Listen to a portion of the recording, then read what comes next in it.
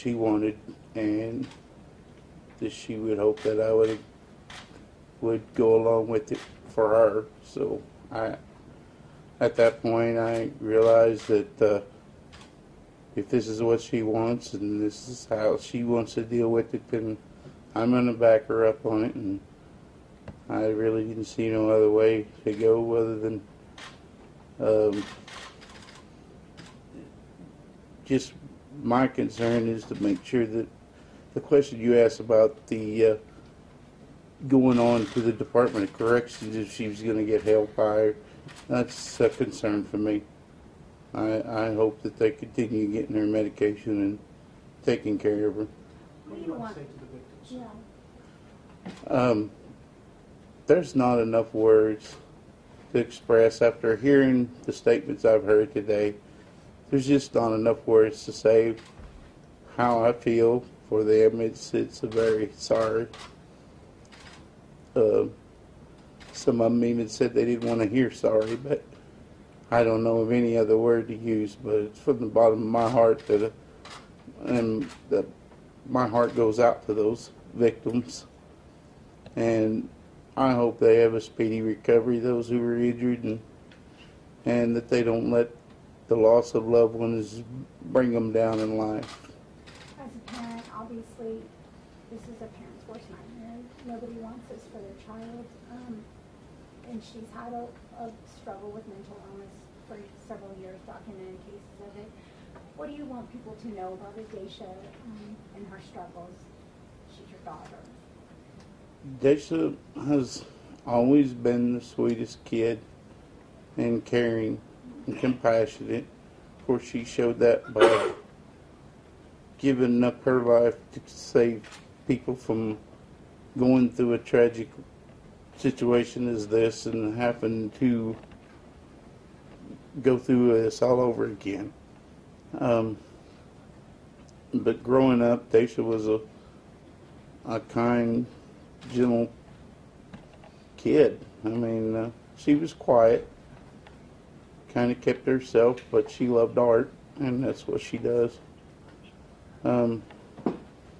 People around town, her friends that she stayed with is in high school, sleepovers and stuff, girls she hung out with, I get hugs from them all the time at the football games, and they wish the best for her, and they say she's the sweetest person they've ever knew.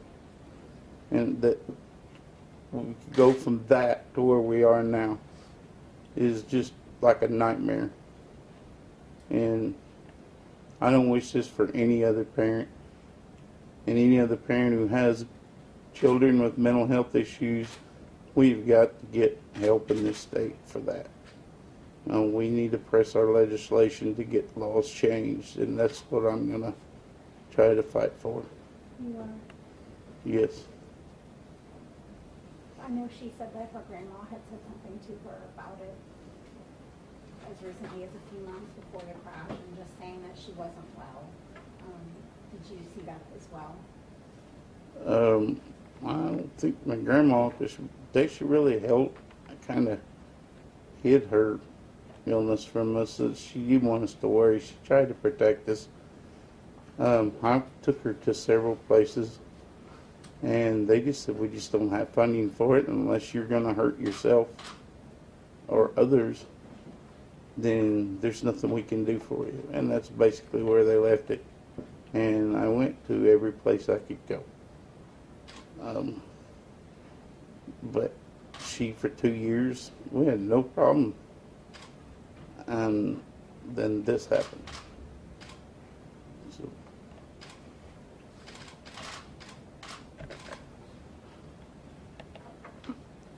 As her dad, was it hard for you to get behind this, knowing that she won't be eligible for parole until she's over 70 years old? Was it hard for you to come to terms with it? Yeah, it was. I wouldn't wish this on anybody. And to have to know that she's going to be put away for the rest of her life. But, who might ask that question? There's 4 people whose not alive today because of the accident. And there's many people injured. So I don't know how I feel as a parent, how I can, of a parent that, of the child that done this, how I can question that. So it's hard for me to deal with.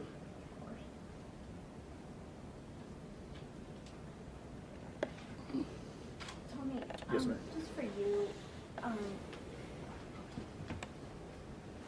not to put you in an awkward situation in front of everybody, but you've been working with Alpay for a long time on this case. Why did you feel so strongly about staying on this case and defending Adacia? The last time I was in a hearing where the judge was talking with you about payment, you just said, I want to keep defending them. Why did it become such a personal mission for you to stay behind her? Again, it has a lot to do with my exposure to those who have mental illness. And again, I spent a number of years in the legislature as a senior staff member.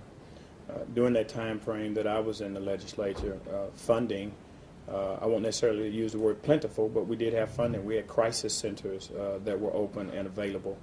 And individuals who were having a breakdown, maybe or having an adverse reaction to medication and things of that nature, they were able to go to the crisis center, receive treatment. They could keep them there for up to 30 days, etc. I think one of the things that spoke loudest to me about this case is when it was first reported that this was the result of a drunk driver, and then the person who put Mr. Chambers and I in contact with each other, he told me that he knew this family and that he knew this family very well, and that they've been in the town of Ulaga for over 50 years, and that they were a family not known to be alcoholics or drug users and abusers.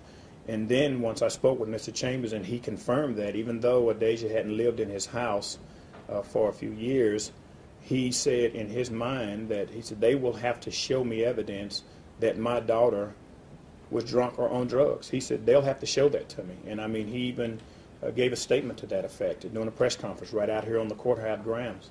So right then and there, I knew something was afoot, and I wanted to make it a point of mine to get involved and be a voice for her. So regardless of the outcome, and I want to be absolutely clear about this, yes, quite a few people, almost every single victim's impact statement that was made said, we want to make sure that Adacia Chambers never does this again. Well, I think that we've done that. But there's so much more yet to be done. What about the other Adacia Chambers out there? What about the other Costellos out there? We have others right now. We had a situation where Adacia went to one hospital, and a individual who's supposed to be qualified to evaluate her, to make some sort of diagnosis, told her that she was having an allergic reaction to an antibiotic, and she wasn't even on antibiotics, and sent her home. This is someone who was already demonstrating signs of psychosis, and this is what someone at a mental health care facility told her, and sent her back out.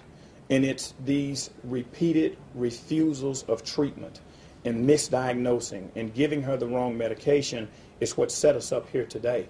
And that's the point that I guess I want to make more than anything. This case allowed us an opportunity, and this is exactly why Ms. Chambers asked us after. She said, once I do this, will you hold a press conference and share with the world that she considers herself a sacrificial lamb right now for mental health care in the state of Oklahoma?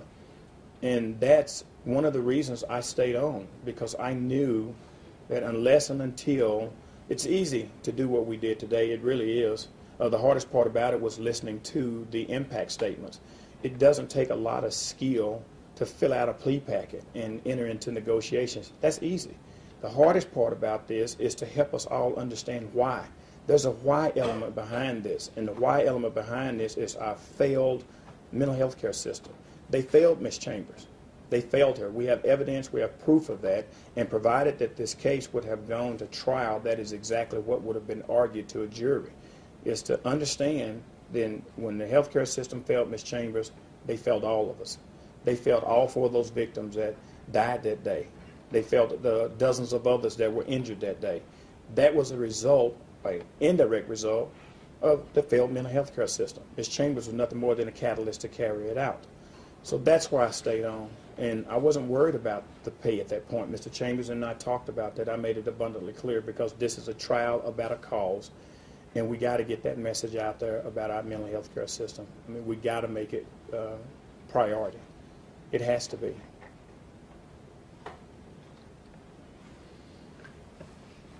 Mr. Chambers, one thing, when Mrs. Bates was testifying, I know she's from Oregon, and, Yes. and probably the one victim in a very small community that had ties, and said that they had known, you guys had known each other's families, and the kids had known each other, and that type of thing. Adacia, you could tell that it was somebody she knew, and she was visibly very, very upset during that time.